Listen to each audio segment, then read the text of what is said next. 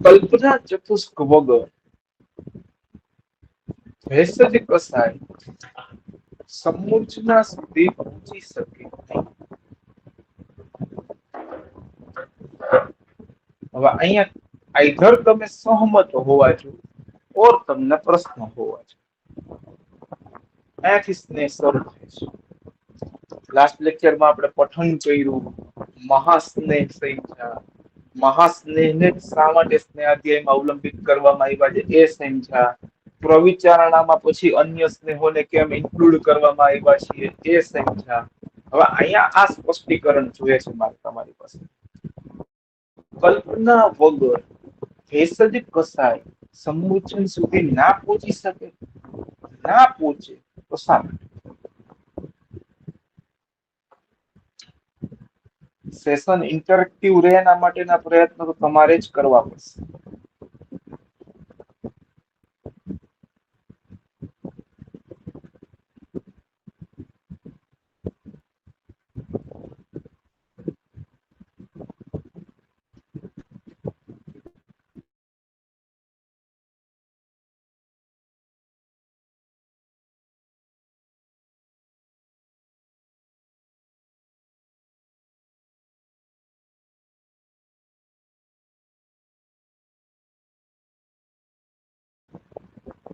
Hello.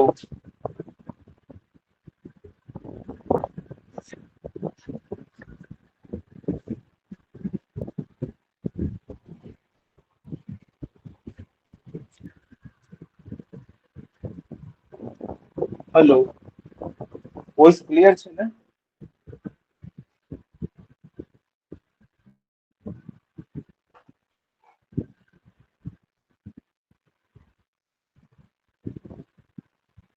Hello.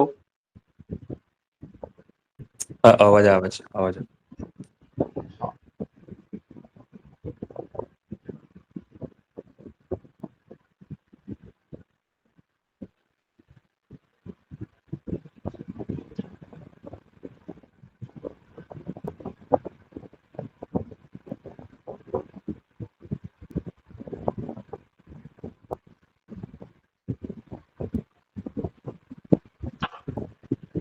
Pankaj છે?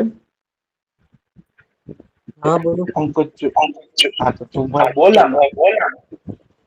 પણ તો બરાબર છે ને, કેમ કે જો શું છે કે અધિષ્ઠાન સમૂર્છના હોય ત્યાં સુધીનો માર્ગ છે ઈ સમૂર્છનાના પ્રભાવિત સ્થિતિ અંતર્ગત હોય, સાપેક્ષ ના હોય. એટલે અવસ્થિક કોડિંગ અવસ્થિક જે કલ્પના કે વિચાર કરવો પડે એ માટે થઈને 4 અધ્યાયો છે. એમાં આપણે જે સ્નેહ અધ્યાય છે એ આપણે જેવી રીતે સમજીએ છીએ કે ભાઈ એ તમારા આપણા જે ઔષધ છે એને ત્યાં સુધી અધિષ્ઠાન સુધી કે સમૂર્છના સુધી લઈ જવા માટે સ્નેહ આપણે આપીએ છીએ, સ્નેહ અધ્યાય છે. અને ત્યાંથી એક પછી જે મિનિટ, એક મિનિટ, એક મિનિટ. હા, 1 મિનિટ માઇક બંધ કર. જો આ બધું તો છે ને બહુ બરાબર છે, બોલાય સમજાય એવું છે. તમે મને એક ગ્રહણીની સમૂર્છન છે. શેનું? ગ્રહણી. આપણી પાસે પૈતૃક ગ્રહણીની સમૂર્છના છે. પૈતૃક ગ્રહણીમાં નિદાન પરિવર્જન સંપૂર્ણ થઈ ચૂક્યું છે. પૈતૃક ગ્રહણીમાં તમારા ઉપક્રમો ચાલી ગયા છે સરસ રીતે, બરાબર. પેશન્ટના ઉપસ્તંભોને તમે રીએસ્ટાબ્લિશ્ડ કરી લીધા છે. નિદાન પરિવર્તન એટલે આહાર, સ્વપ્ન, બ્રહ્મચર્યની યોગ્યતમ સ્થિતિ કરવી અને સહજ, કાલજ અને યુક્તિકૃત બલને કંટ્રોલ્ડ મેનરમાં ઉદ્ભવિત કરવું. તો તમે ઉપસ્તંભ અને બળ ઉપાર્જિત કરી ચૂક્યા છો પૈતૃક ગ્રહણીના પેશન્ટ. પણ સમૂર્છના હજુ છે. હવે એમાં ભેષજ કસાય ચિકિત્સા ઉપાયને અનુસરીને તમે નક્કી કરી તો એને મારે પૈકિક ગ્રહણીના સંપ્રાપ્તિ વિઘટનાર્થ વાપરવો છે. અહીંયા વાત શરૂ થાય છે. આની પહેલાનું બધું થઈ ચૂક્યું છે. આ પૈકિક ગ્રહણી બોલું છું એની જગ્યાએ વાર્તિક શોભ હોય તોય મને વાંધો નથી. એની જગ્યાએ પફાપસમાર હોય તોય મને વાંધો નથી.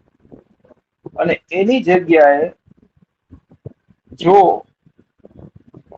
ઓર્સ હોય તોય મને વાંધો નથી. સમૂર્છનાઓ 28 છે. કુષ્ઠ, સ્વિત્ર, ગ્રહણી, પાંડુ, કામલા.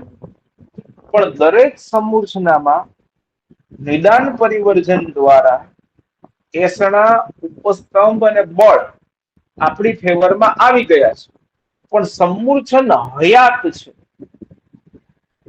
એ પરિસ્થિતિમાં ચિકિત્સા ઉપાયો દ્વારા ચયન થયેલું ઔષધ સમૂર્છનાને વિઘટિત કરે એના માટે કલ્પના કેમ અનિવાર્ય છે? આ પિન પોઈન્ટેડ ડિસ્કશન આની આસપાસ જોઈએ છે. આના સિવાયનું કઈ નથી જોતું. તમારું ફોકસ શુદ્ધ સમૂર્છના એટલે સમૂર્છના શુદ્ધ, આવરણ વિહિત શુદ્ધ સમૂર્છન જ છે. અને શુદ્ધ ઔષધ શુદ્ધ સમૂર્છના સુધી કેવી રીતે પહોંચવું અને એને પહોંચતું કરવામાં કલ્પના ચતુષ્કોનું શું કોન્ટ્રીબ્યુશન છે, આટલું જ ડિસ્કશન કરવાનું છે.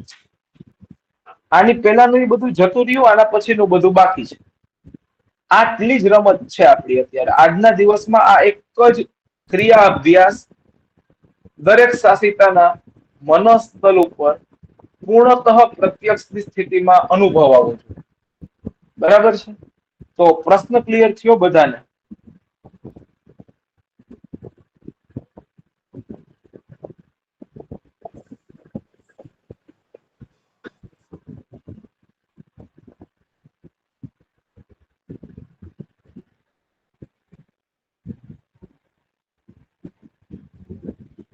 તો હવે ડિસ્કસ કરો. પંકજભાઈ ક્લિયર? હા હા, તો હવે એમાં આગળ ડિસ્કશન ચાલુ કરો.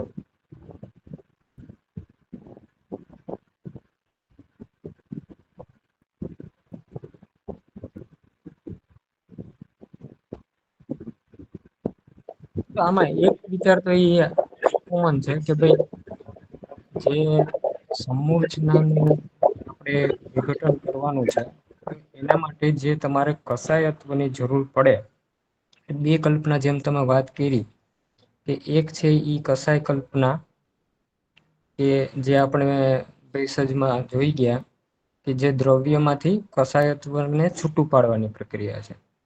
હવે ઈ જે છૂટું પડેલું કસાયત્વ છે એને મારે અધિષ્ઠાનના સમૂર્છના સુધી લઈ જવું છે. એના માટે કલ્પના છે, પણ એ કેવું હોવું જોઈએ કે એ જે ભેષજ આપો તમે, જે કસાયત્વથી કામ કરે સમૂર્છના ઉપર, ત્યારે એ અધિષ્ઠાન છે એ અધિષ્ઠાનને નુકસાન ન કરવું જોઈએ, ત્યાં વ્યાપદ ન કરવું જોઈએ. એ પ્રમાણેની જે એક સ્થિતિ કે નિર્માણ કરવાની છે, ત્યારે આ કલ્પનાની ત્યાં આવશ્યકતા રહેવાની છે. બરાબર છે. હવે એનાથી આગળ અને એમાં કેવું કે ખરેખર જે 4 અધ્યાય છે, એટલે અત્યારે આમ સ્નેહ અધ્યાય તો આપણે બાકી જે જોઈએ એ પ્રમાણે સમૂર્છનાની સંદર્ભમાં સ્નેહ સ્વેદ વિશે વિચારીએ, પણ ઉપકલ્પન છે એટલે ઉપકલ્પનનો મતલબ પણ અહીંયા જે સમૂર્છનાનું શોધન કરી નાખવું એવું નથી, પણ જે ત્યાં સમૂર્છના વિઘટિત થઈ જાય પછીની જે ધાતુઓમાં જે એનું કલ્પન થાય એ પણ એ સહજતાથી થતું રહે, એ અંતર પણ એ પણ કલ્પના અંતર્ગત આવી જાય. અને ચિકિત્સા પ્રવૃત્તિઓ જે છે તો એ એવું છે કે તમે જ્યારે કલ્પના નક્કી કરો તો એમાં સૌથી પહેલા ચિકિત્સા પ્રવૃત્તિઓનો પણ વિચાર કરવો પડે, કારણ કે આમ જોઈએ તો રિવર્સ ચાલે. સ્નેહ પહેલા આપણે એટલે કે જઠરાગ્નિના અધ્યાય પહેલા કાયાગ્નિના અધ્યાયનો વિચાર કાયાગ્નિના અધિકરણનો વિચાર કરતા હોઈએ, તો એક રિટ્રોવેટેડ એ પ્રમાણેની જે ક્રમાનુસાર આપણે વિચાર કરી અને એ ચારે અધ્યાયનો પ્રયત્ન કરવાનો, એ રીતે ગોઠવવાનો. બીજું કોઈ?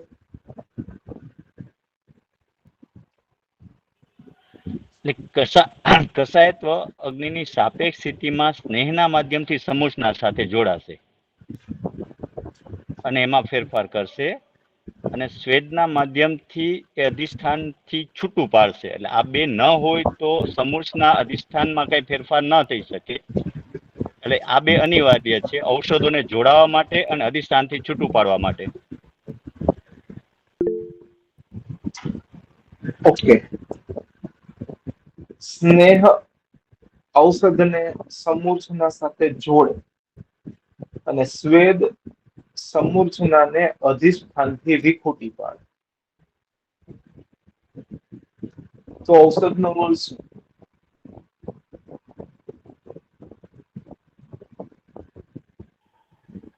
ઔષધ નું કસાયત્વ તો સમૂર્છનામાં ફેરફાર કરશે, ખાલી આને જોડશે અને ત્યાંથી છોડશે. એ બે સ્નેહ ને સ્વેદના માધ્યમથી થશે. બરાબર. આના સિવાય બીજું કોઈ?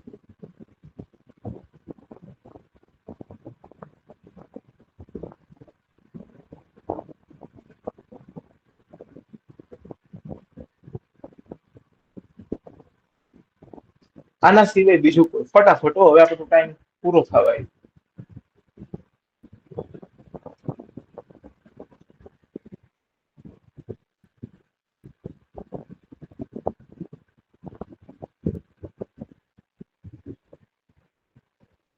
ચલો તો લખો બધા, હવે બધા લખો.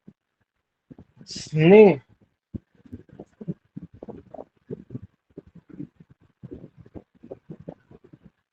વિકૃતિ વિજ્ઞાન અંતર્ગત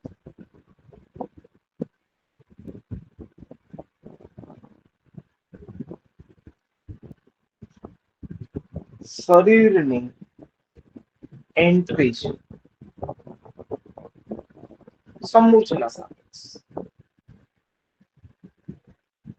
સમૂર્છના સાપેક્ષ સ્નેહ શું છે? એન્ટ્રી છે.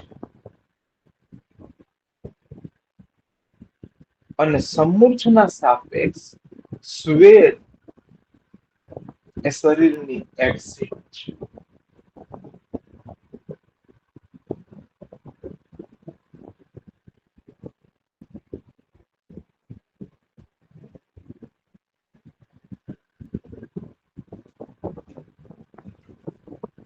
મોડર્નમાં શું આવે? ડ્રગમાં એડીએમઈ આવે ને, એડમિનિસ્ટ્રેશન, ડિસ્ટ્રીબ્યુશન, મેટાબોલિઝમ ને એક્સક્રેશન. આ 4 પોઈન્ટ આવે ને ડ્રગમાં, ફાર્મકમાં.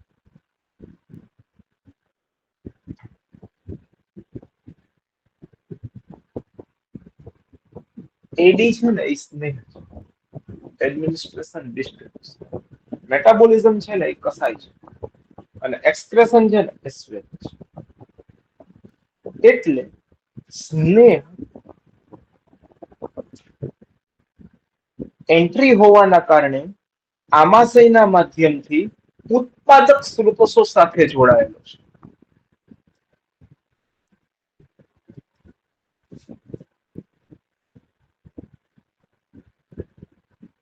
સ્નેહ એટલે ઉત્પાદક સ્ત્રોતો ફેવરેબલ હોવા.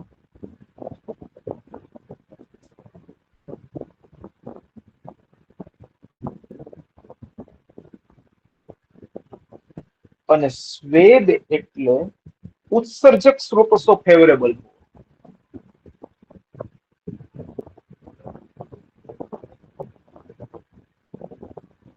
હવે જુઓ, આમાશય પક્વાશય બહુ ડિટેલમાં સમજાવેલા છે. ઉત્પાદક સ્ત્રોતો, ઉત્સર્જક સ્ત્રોતો બહુ ડિટેલમાં સમજાવેલા છે. જ્ઞાનેન્દ્રિયો, કર્મેન્દ્રિયો બહુ ડિટેલમાં સમજાવેલી છે. યથાશક્તિ યથાબળ તમે તમારી રીતે જોડીને જેટલું ઊંડું જવું હોય ને એટલું ઊંડું જઈ શકો. બરાબર. એન્ટ્રી અને એક્ઝિટ ક્લિયર કર્યા. સ્નેહ સમૂર્છના વિજ્ઞાનનો એન્ટ્રી છે અને સ્વેદ એ સમૂર્છના વિઘટનની એક્ઝિટ છે. કેટલી બધી વાર કીધું છે આમાશય એન્ટ્રી છે, પક્વાશય એક્ઝિટ છે અને આમાશય અને પક્વાશયની વચ્ચે આખું શરીર રહેલું છે. આજે એનાથી સરળ કરી નાખ્યું. આમાશય ઉત્પાદક સ્ત્રોતો, પક્વાશય ઉત્સર્જક સ્ત્રોતો અને વચ્ચે 7 ધાતુ. બરાબર? 7 ધાતુઓમાં સમૂર્છનાઓ છે. બરાબર? સમૂર્છનાઓમાં ઔષધને મોકલવાનું હોય. બરાબર? ધાતુઓમાં રહેલી સમૂર્છનાને વિઘટિત કરવાનું કામ ઔષધનું છે. તો ઔષધને ધાતુઓમાં લઈ જવા માટે કોણ છે? સ્નેહ છે.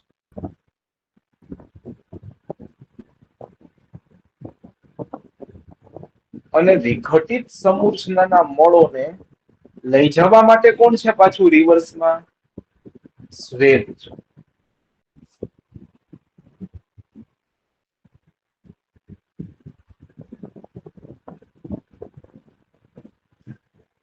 આ સ્નેહ અને સ્વેદની અંતિમ સમજણો છે.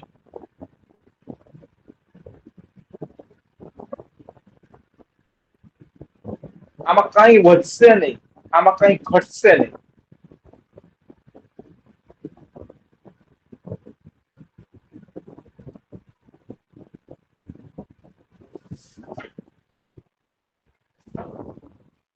એટલે ભેષજ કસાયની સમૂર્છના સુધી પહોંચાડે સ્નેહ.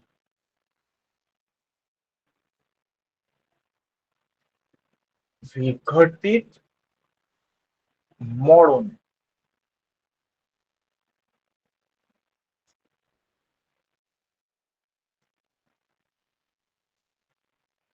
નિષ્ક્રમણની વ્યવસ્થાપન કરે સ્વેદ.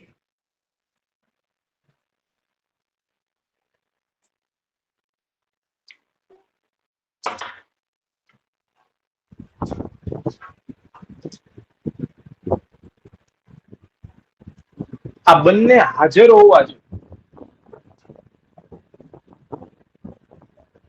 આ ભેષજ કસાયના પાદ છે. આવાગમન કરાવડા દ્વાર સુધી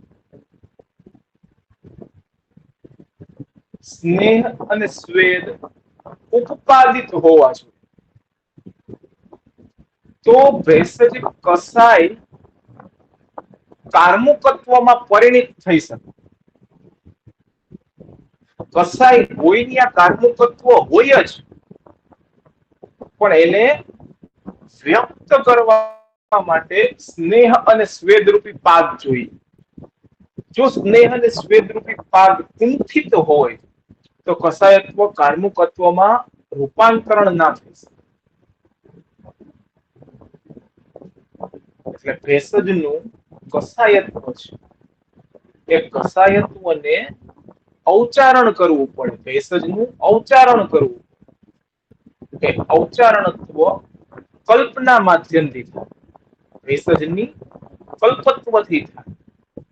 એટલે 3 વર્ડ તમારે અત્યારે યાદ રાખવાના છે. ભેષજનું કસાયત્વ, ભેષજ ઔચારણીય અને ભેષજનું કલ્પત્વ. આ 3 ની જવાબદારી ઔષધ ચતુષ્કની છે.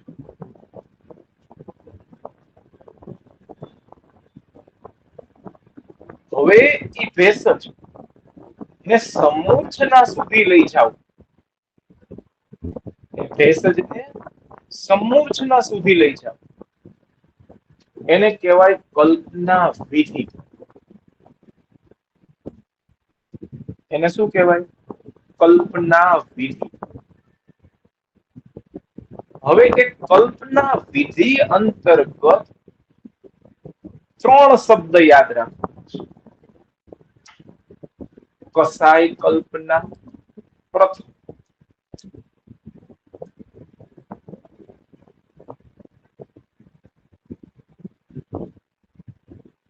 દ્વિતીય, સંસ્કાર કલ્પના.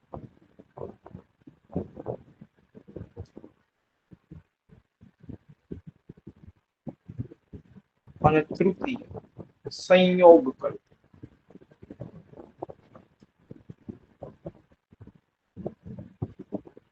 તમારું એક પણ ઔષધ આ ત્રણની બહારનું નહીં હોય. સે સપોઝ કલિંગાદી ચૂર્ણ, આને કઈ કલ્પના કહેવાય? કલિંગાદી ચૂર્ણ એ કઈ કલ્પનાનો ભાગ કહેવાય?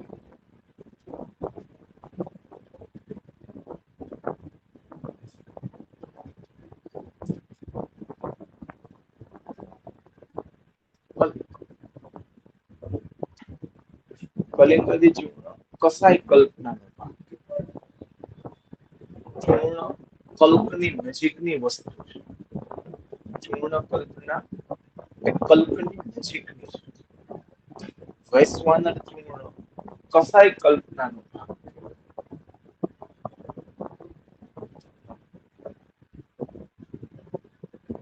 સંજીવની વટી કઈ કલ્પનાનો ભાગ કહેવાય?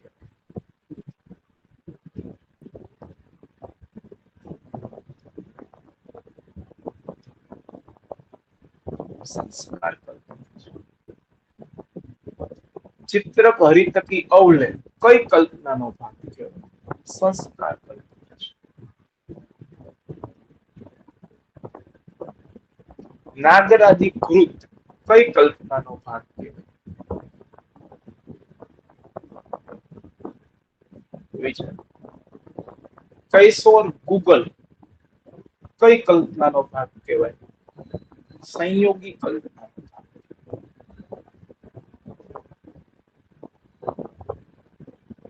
ધાત્રી લોહ સંયોગી કલ્પના.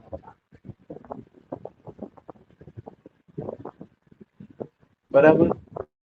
તો કલ્પના વિધિ અંતર્ગત કસાય કલ્પના, સંસ્કાર કલ્પના અને સંયોગી કલ્પના. આનો પાયો સ્નેહ નાખે છે. જો સ્નેહને ક્લિયર કટ ઉપર ઇન્ડિકેટ કર્યું છે, કસાયને સમૂર્છના સુધી પહોંચે, સ્વેદને ક્લિયર કટ ઇન્ડિકેટ કર્યું છે, વિઘટિત મલ નિષ્કાશનનું વ્યવસ્થા.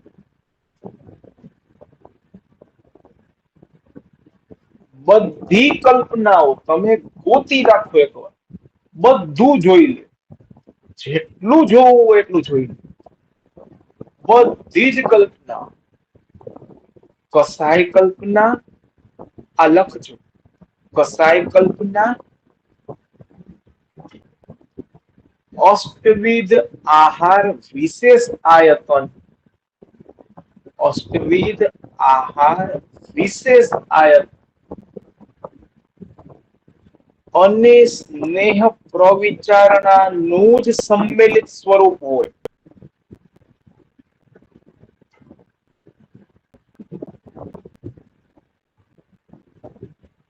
બધી જ સંસ્કાર કલ્પનાઓ આમાંથી જ બને. સ્નેહ વગર સંસ્કાર કલ્પનાનું અસ્તિત્વ જ નથી.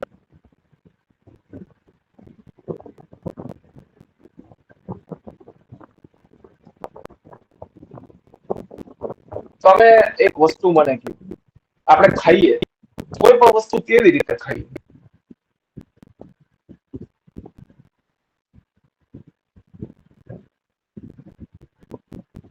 કોઈ પણ વસ્તુ ખાવી હોય તો એને રાંધવું પડે ને.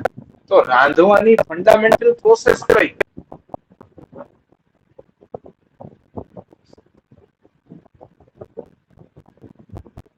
અગ્નિ સંયોગ વગર તો કઈ પણ વસ્તુ રાંધી ના શકાય. તો કોઈ પણ ધાનને અગ્નિ સંયોગ કેટલી રીતે આપી શકે?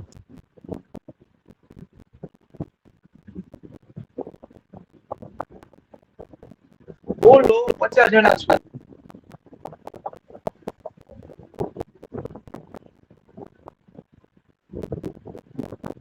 એક ડાયટ, ચલો વઘાર કરે. હાલો, ઘી તેલમાં વઘાર કરવો, એક. ધેટ મીન્સ તળવું. બીજું બાફવું. બાફવામાં શું વાપરો તમે?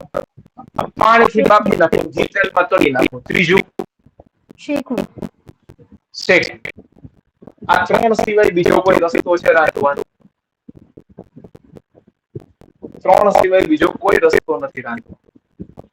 બરાબર. શેકવામાં એકલું છે, ખાલી શેકવામાં એકલું છે. બાકીના બેમાં તો શું છે? સ્નેહ છે જ. એકમાં પાણીનો છે ને બીજામાં સ્નેહનો છે. પાણીનો સ્નેહ છે એ તમને ખબર છે ક્યાં સુધી પહોંચે? પોસ્ટ સુધી જ રહે. શાખામાં જવું હોય શું કરવું પડે? ઠીક સંયોગ આપવો. બરાબર. એટલે તમામ કલ્પના, તમામ ઔષધોને પંચવિધ કસાઈ કલ્પનામાં, અષ્ટવિધ આહાર વિશેષ આયતનમાં, અષ્ટવિધ આહાર વિશેષ આયતનમાં અને સ્નેહ પ્રવિચાર, આટલામાંથી જ બને.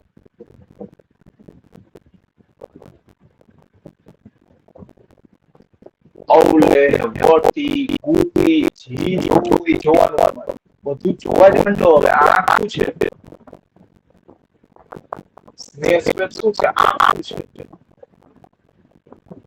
જેમ રોગમાં આમાશય પ્રત્વાશય આંખો હતી ને, એમ ચિકિત્સાની આંખો તમારી સ્નેહ સ્વેત છે. એના વગર ભેગું નહીં થાય. અને અત્યાર સુધી સ્નેહ સ્વેત ચિકિત્સામાંથી લુપ્ત હતા.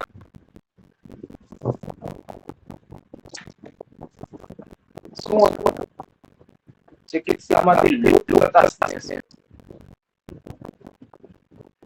એટલે ઔષધના અનુપક્વાશય દેખાય.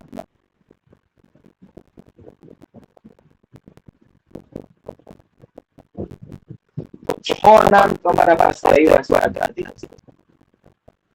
ભેષજ કસાય થયો, ભેષજ અવતારણ્ય, ભેષજ કલ્પ, ત્રણ.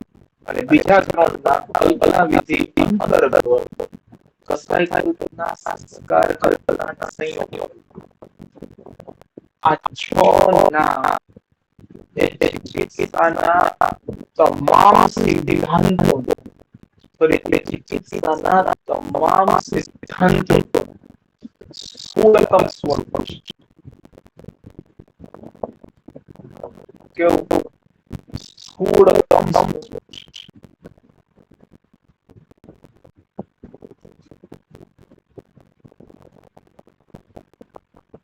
આ છ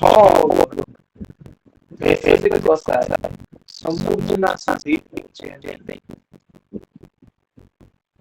આ છ હોય તો જ ભેષજ કસાય સમૃદ્ધના સંપર્કમાં આવી શકે.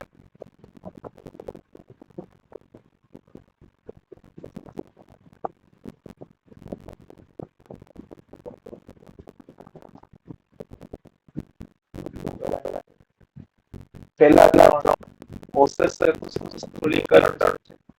ત્રીજા કલ્પના કલ્પના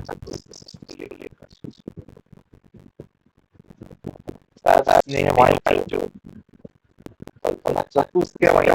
પણ એમાં આવું કઈ આવતું નથી. તો આવું આવે એવી રીતે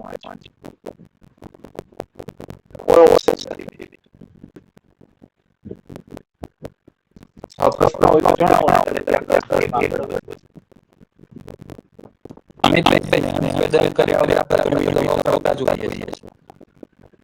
તો દવાથી એ તો વિક્રમ ચલાવેલા છે. તો ક્લિયરલી ઉપક્રમ કસાય દેશવાની પ્રક્રિયા નથી. ઉપક્રમમાં તો સાહેબ જ ના ક્યાં તો ઉપક્રમ હાલે નહીં તો કસાય થયો. જો પહેલા કેવું કે વૈકલ્પિક ગ્રહણીનું ઉદાહરણ આપણે કરી દીધું. વૈકલ્પિક ગ્રહણીનું ઉદાહરણ વિધાન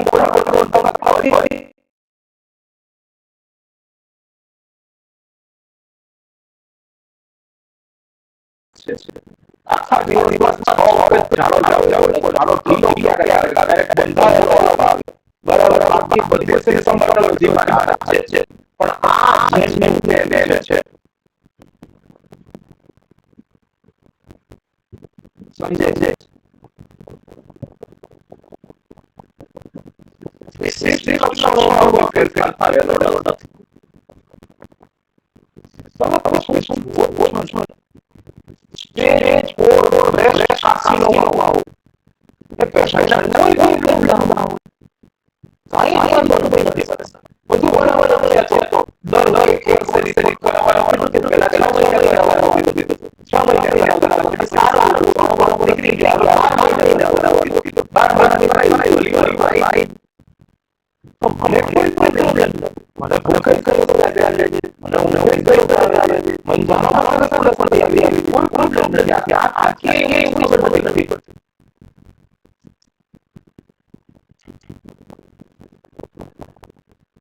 એટલે અમે ખુદ વાતા નથી તો ઓછો એવું તમારે કલાની જરૂર પડે ત્યારે શબ્દ નથી વાપરતા પૂરો જોઈએ છીએ ત્યારે કેવી કરતા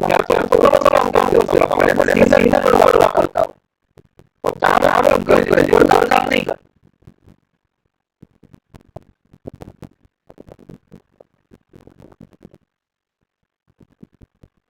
સાવ આ બધી વાતો સમજવામાં શબ્દો કરવાની બરાબર સમજાવી જરા ના શકું મને કિનાર ના કરું મને ચડો ના તો કેવી રીતે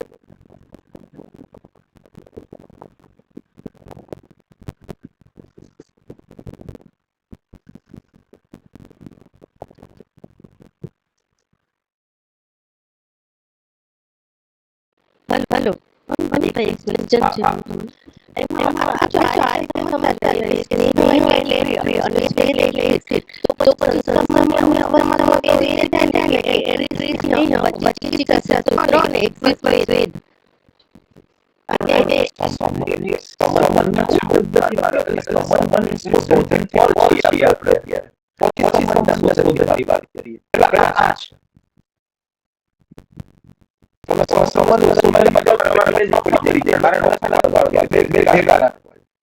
બરાબર પંચકર્મનો સંશોધન રૂપે અને પંચકર્મ સન્માન રૂપે મળવું નથી અત્યારે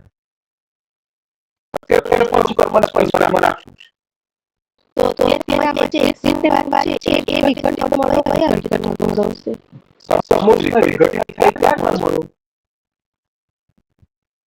જે ચિકિત્સક વગર પહોંચી વિકટ મળો મોનોના નિષ્ણાત મળવું વ્યવસ્થાપનની વાત છે ખ્યાતિબેન મોનોના નિષ્ણાત મળવું વ્યવસ્થાપન એટલે સુધરજક પ્રોસેસોને ફેવરેબલ કરવા જે છે કાંઈ પણ પ્રાકૃતિક સંજોગોના નીતિ વિઘટિત થશે એ ક્યાં આવશે સર્જક પ્રોસેસોમાં આવશે ત્યાં અટકે નહીં એવી વ્યવસ્થા સંવેદ કરે છે ખ્યાલ આવે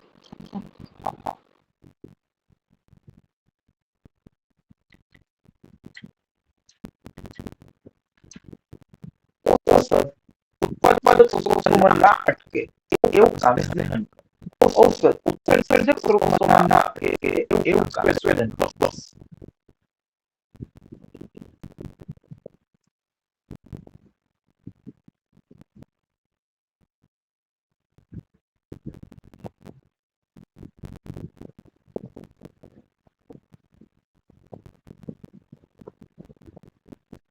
બીજા કોઈને કઈ સરસ આપણે તો પેલા એવું સમજતા હતા કે સ્નેહથી સમૂહના પાછી સાથે જોડાય એવું છે ને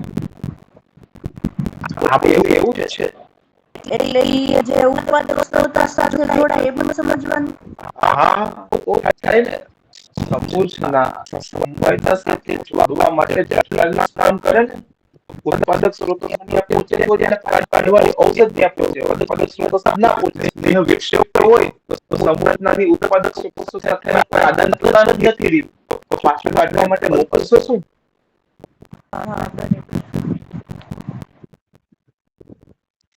તમે સમજો તમે બહુ સારી રીતે સમજો આ ઊંડી ખાય છે હવે અહીંયા એક વાહન આમ લટકી રહ્યું છે, આને પાછું ખેંચવું છે મારે આ બાજુ, તો આની યારે કઈ જોડવું તો પડશે ને, એમને એમ કેવી રીતે ખેંચીશ? આની યારે મારે કઈ જોડવું પડશે, પછી અહીંયાથી બળ ઉત્પન્ન કરીને એને પાછું ખેંચી શકાશે, ખાઈમાં પડતું બચાવી શકાશે.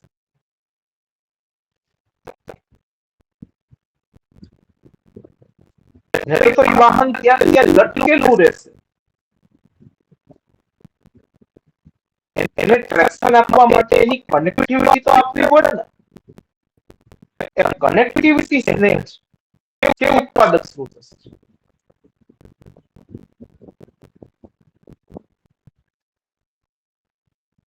ક્યાં આમાં શ્રેષ્ઠ?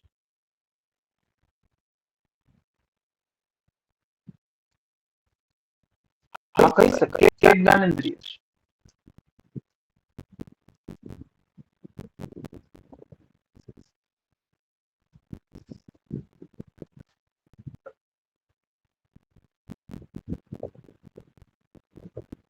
દિલીપભાઈ ને ક્લિયર?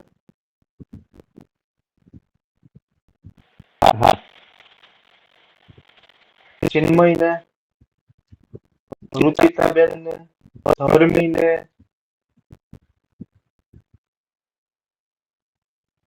રીતુ ને, કેવલ, હેનિલ, અભયભાઈ, હેમલભાઈ, બહુ અગત્યનું છે આમાંથી પસાર થવું. વૈશાલી ને, પ્રતીક્ષા,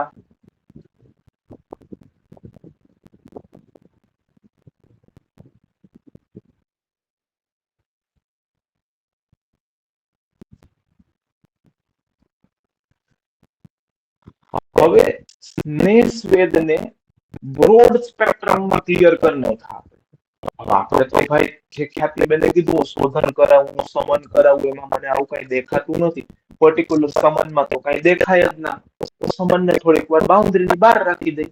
અત્યારે આપણે ચિકિત્સિત ની બહાર એટલે કે કલ્પના ચતુષ્કની અંદર, માનો મિનિંગ છે સૂત્ર સ્થાન, કલ્પના ચતુષ્કની અંતર્ગત એક્સક્લુઝિવ વિધિની વાત કરીએ, બરાબર? બાકીની બધું છે ને જે સંસમન વાળું છે ને, સંસમન વાળું, સમન ઔષધો વાળું, એ ચિકિત્સક યોગતામાં ભણશું આપણે. એકાંકાયન ગુટિકા કેમ કામ કરે ને, સીતોપલાદી ચૂર્ણ કેમ કામ કરે ને, કેશોર ગુગળ કેમ કામ કરે ને, ચંદ્રપ્રભા ઉધી કેમ કામ કરે ને, આ બધું છે મને, આ બધું ચિકિત્સકમાં છે.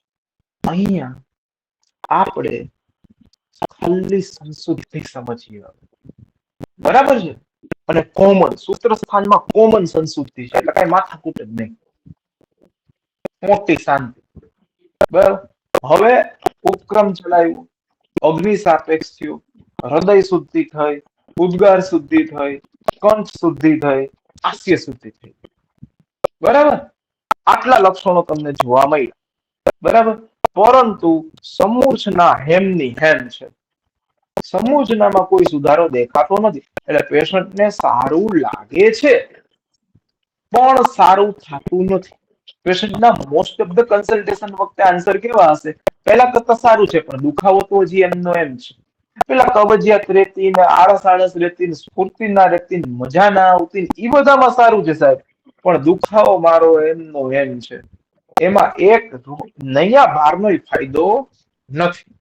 બસ અહીંયા આપણે ઉભા છીએ. આ સમયે હવે આપણે સૌથી પહેલા શું કરવાનું? સ્નેહ અને સ્વેદને ઉપાર્જિત કરવું.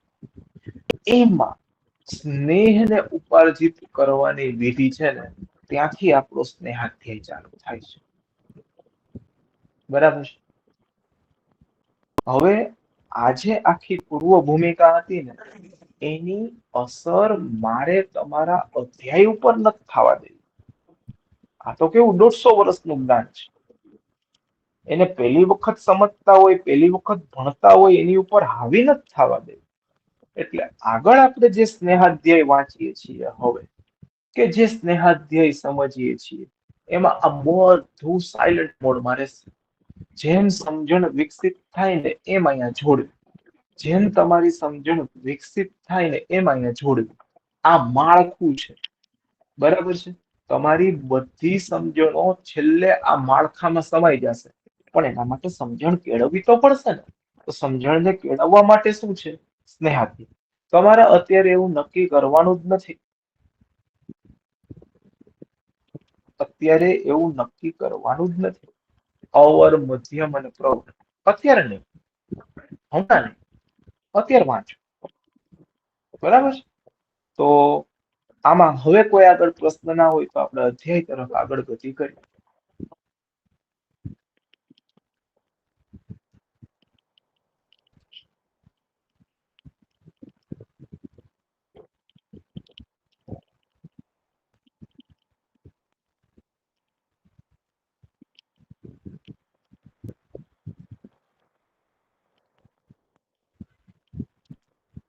હલો. હેલો. હા, હા બોલ. આપણે મને એક પ્રશ્ન છે કે આપણે કિરાતાદી વાપરીને સ્નાન કરવું કે સીધું ઘી પીવડાવવું, એ પછી એ ક્યારે ડિસ્કસ કરશું, અથવા તો એ ક્યારે નક્કી કરશું? પછી કરશું કે અત્યારે તો ઘી પીવડાવીને જ સ્નેહન કરવું છે. આટલું ક્લિયર કરી નાખ. ઓકે. બરાબર ને? ઓલું નથી કરવું, અત્યારે આ જ કરવું છે. કારણ કે આપણે અહીંયા છીએ ભૂષણ. ઓકે. બરાબર ને?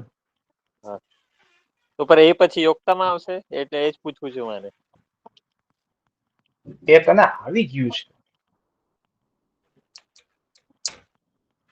અચ્છા, ઓકે. હું યાદ કરાવીશ તને. આવી ગયું. બરાબર? Yes yes, okay.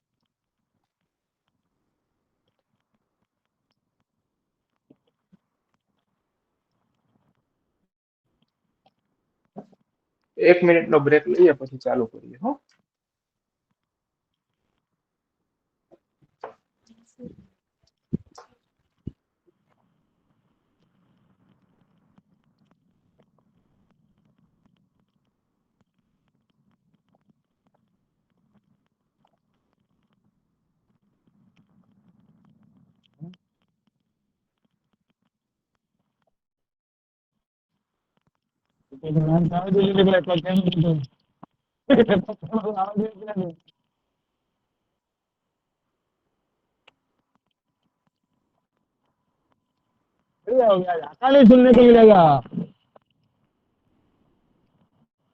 Mike of કરી દેજો. માઇક ઓફ રાખો. જે લોકોના ઓન છે એ પ્લીઝ માઇક ઓફ કરી દો.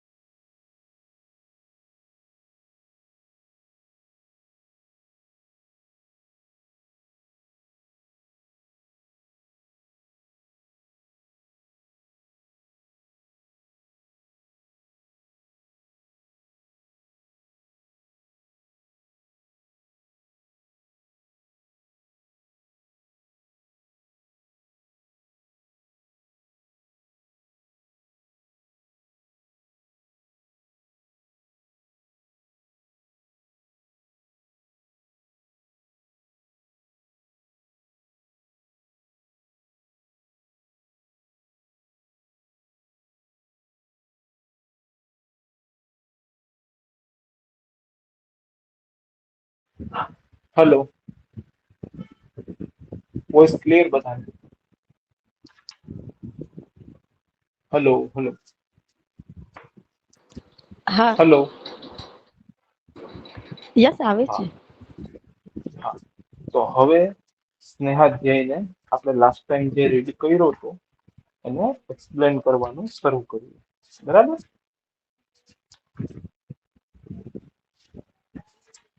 તો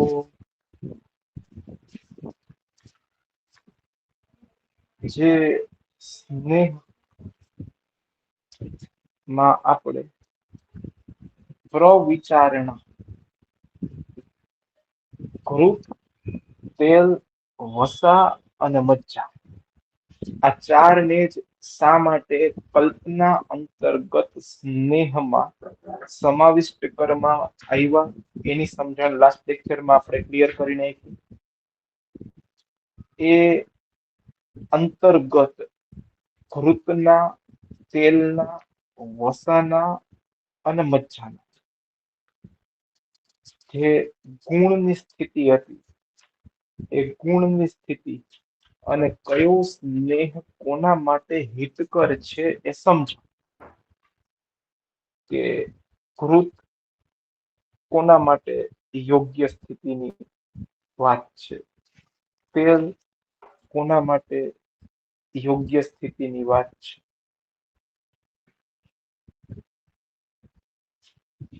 બે વખત છે બધું, ખ્યાલ છે કોઈને આમાં?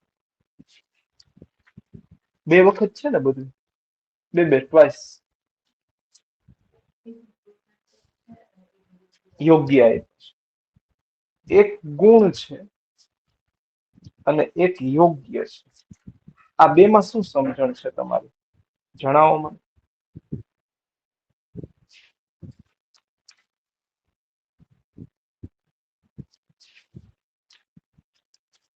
ફરીથી પૂછો ને અમિત પ્રશ્ન. એક ગુણ આપ્યા છે અને બીજું યોગ્ય આપ્યા છે. આ બે માં તમારી સમજણો શું છે?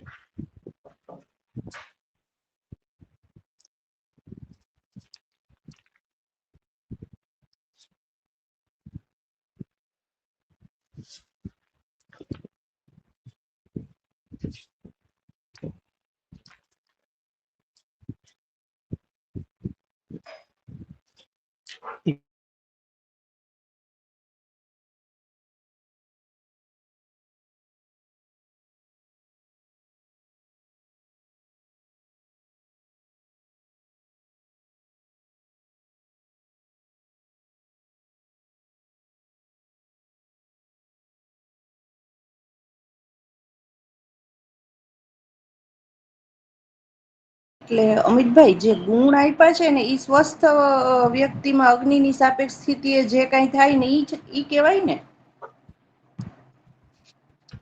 જુઓ, એમાં પેલા એવું લખ્યું, સાંભળજો બધા. ઘૃતમ પિત્તા નીલહરમ રસ શુક્રોચ સામહિતમ નિર્વાપણમ મૃદુકરમ સ્વરવર્ણ પ્રસાદન.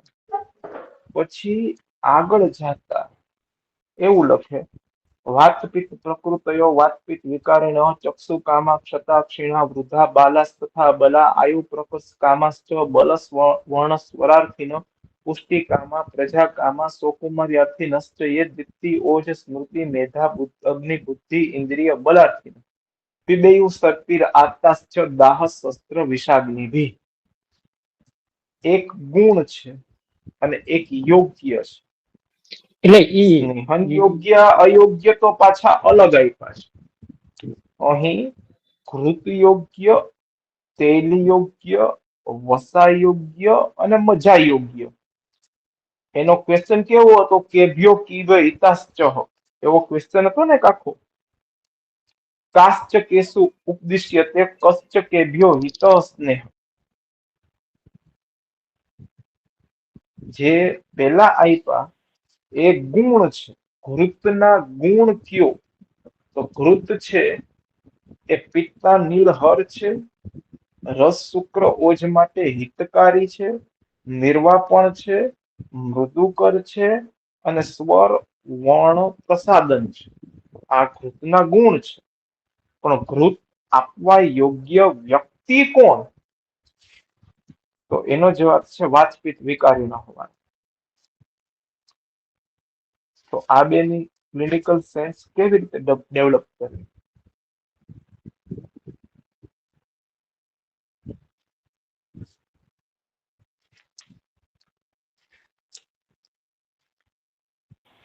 સ્વભાવ અને અધિષ્ઠાન એમ કહેવાય.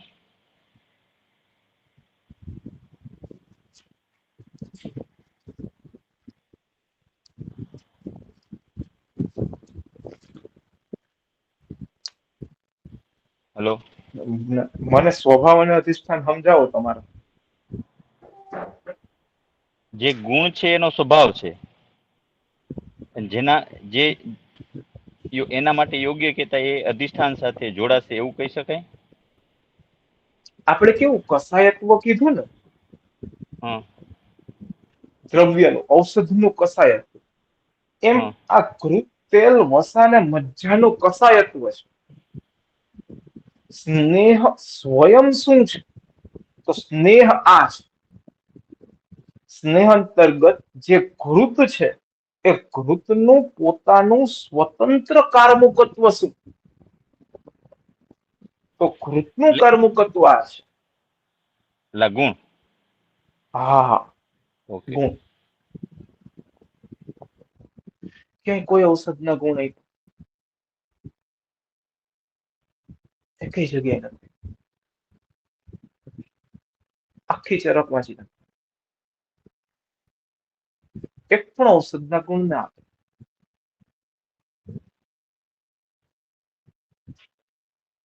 તો ઘૃત, તેલ, વસા અને મજ્જા, આની સ્વતંત્ર આઈડેન્ટિટી શું છે? તો એ આ છે.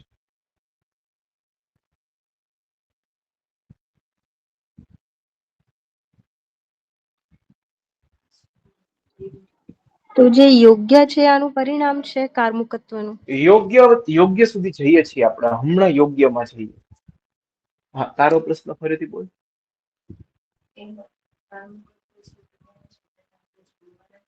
એ હવે આવશે. પેલા આટલું સમજી લો. જો આ ઘૃત છે, પિત્તા નીલહર,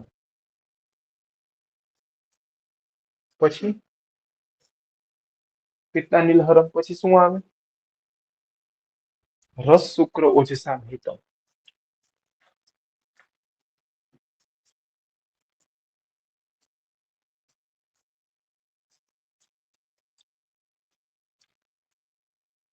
પછી શું છે? નિર્વાપણમ મૃદુકરમ.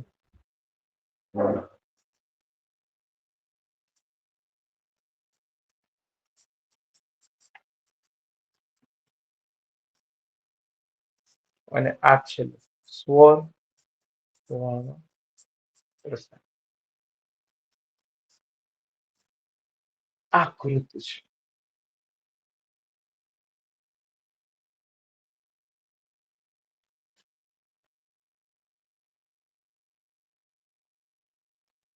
આ એની પોતાની આઈડેન્ટિટી છે. ઘી આવું કરે છે.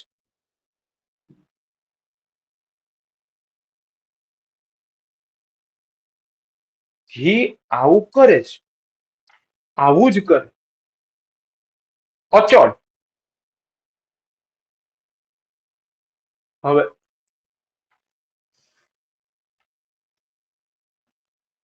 સર્પ દ્રષ્ટામાં આવું ને આવું નહીં કરે.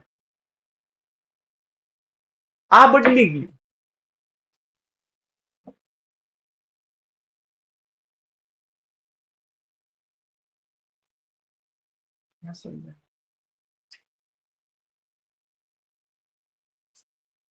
પેરાસિટામોલ તાવ ઉતારે, તાવ ના હોય તો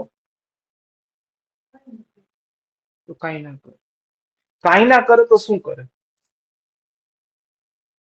આવું કરે. તો આટલું કરે.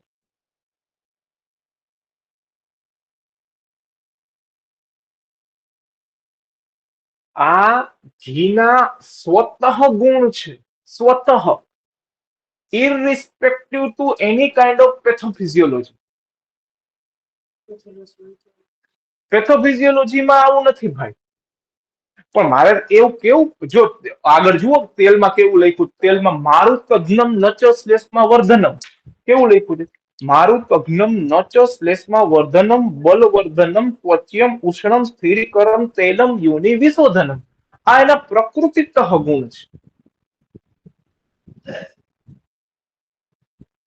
વસા વાંચો, વિદ્ધ ભગ્ન આહત ભ્રષ્ટ યોનિ કર્ણ શિરોરુજિ પોરુષ ઉપચય સ્નેહે વ્યાયામે ચ ઈષ્યતે વસા. આ એના સ્વતઃ ગુણ છે. પણ વિદ્ધ ભગ્ન આહત ભ્રષ્ટ યોનિ કર્ણ શિરોરુજિ ના હોય તો એવું છે જ નહીં. એના વસા છે તો વસા શું કરે? પોરુષ ઉપચય સ્નેહ વ્યાયામે ચ ઈષ્યતે.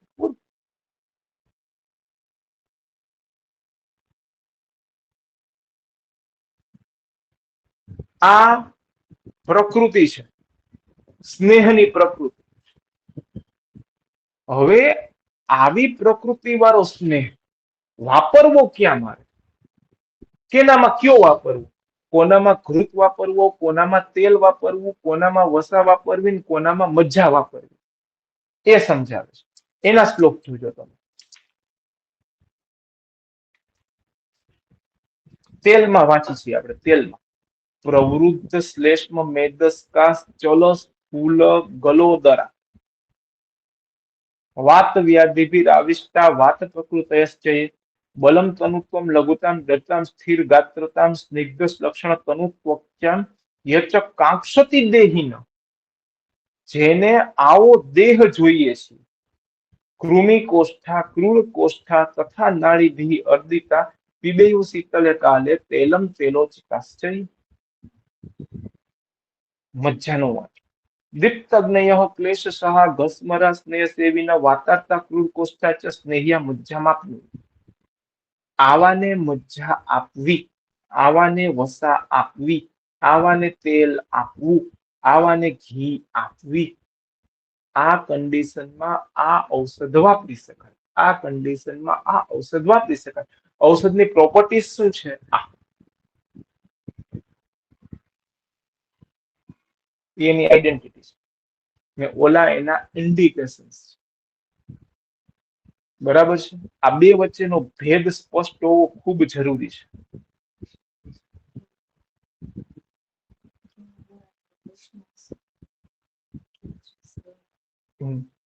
સ્નેહ ગુણાકીન છે, કેભ્યો કેશ્ચ. બરાબર? તો આટલું સ્પષ્ટ થઈ ગયું બધાને. આમાં કોઈ પ્રશ્ન છે કોઈને?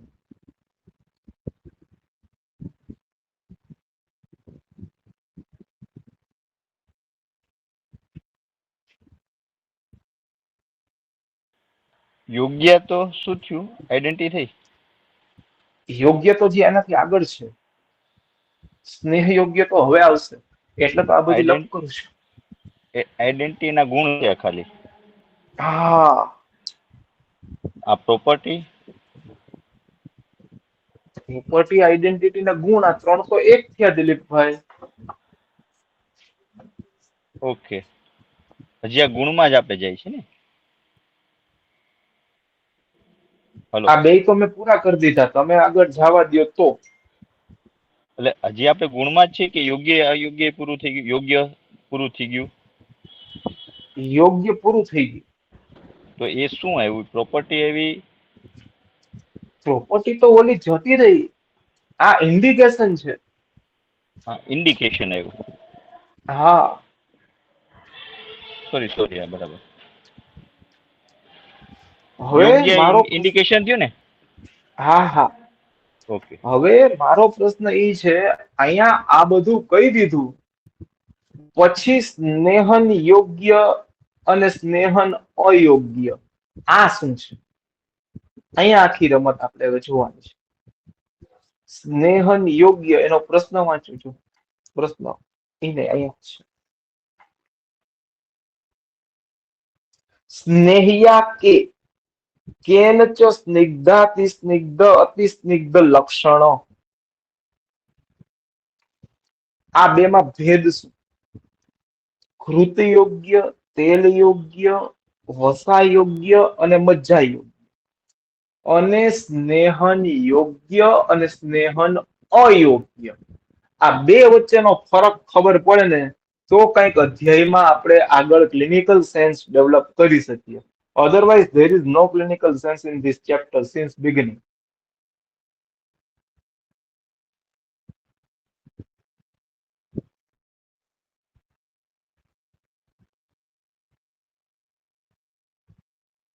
બરાબર છે ને મારી વાત?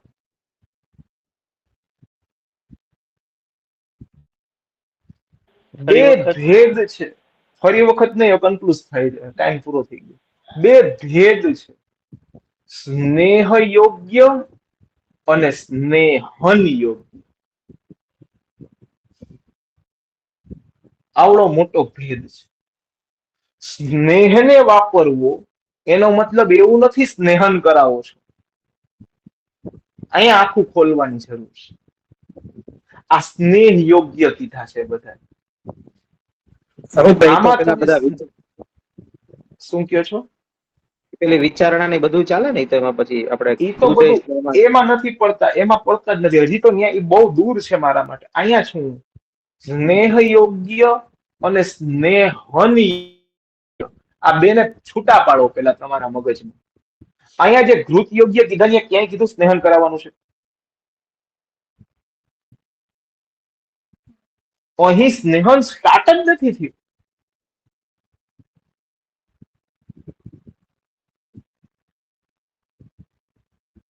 કલ્પના છે.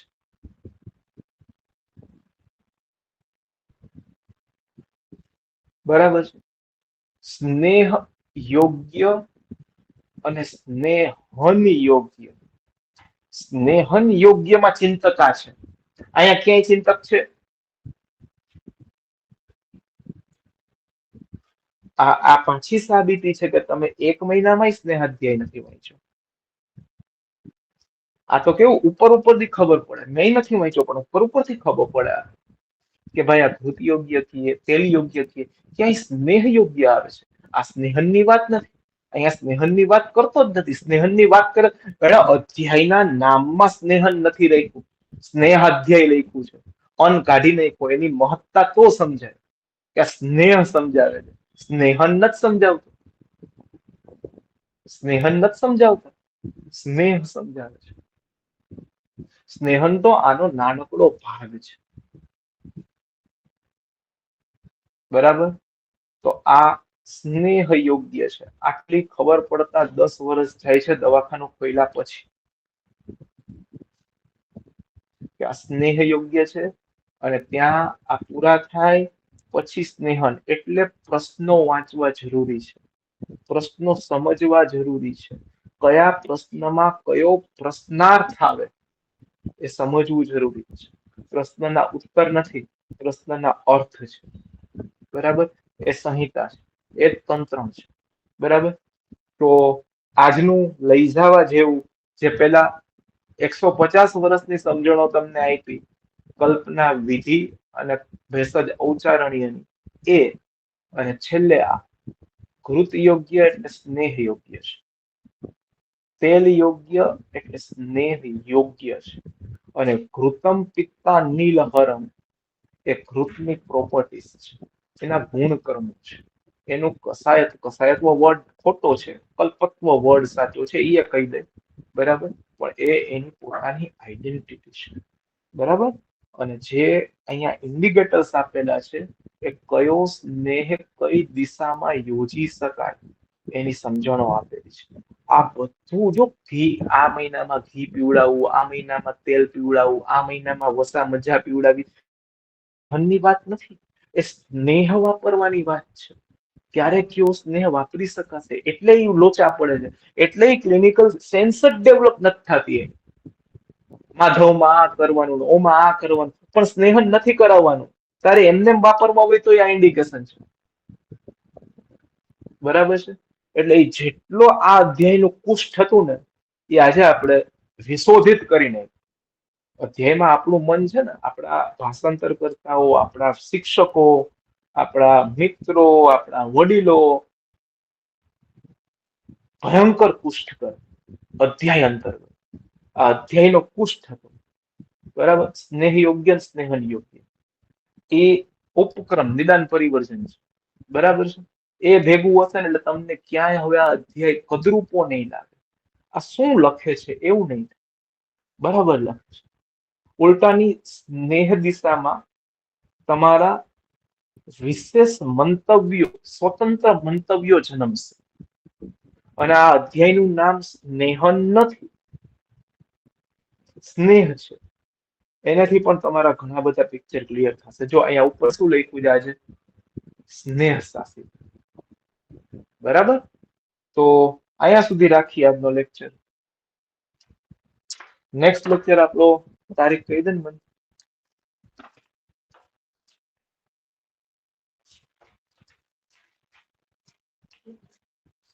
13 જુલાઈ. 13 જુલાઈ આપણે સ્નેહ શાસિતાને આગળ વધારશું, પણ ભયંકર વાંચવાની જરૂર છે. બરાબર. અહીંયા આપણે કન્ક્લુડ કરીએ છીએ. તમારા જે કોઈ પણ પ્રશ્નોત્તરી હશે એ આપણે નેક્સ્ટ લેક્ચરમાં ડિસ્કસ કરશું. ત્યાં સુધી સરસ વાંચો અને તૈયારી કરો. થેન્ક યુ વેરી મચ મને સાંભળવા માટે.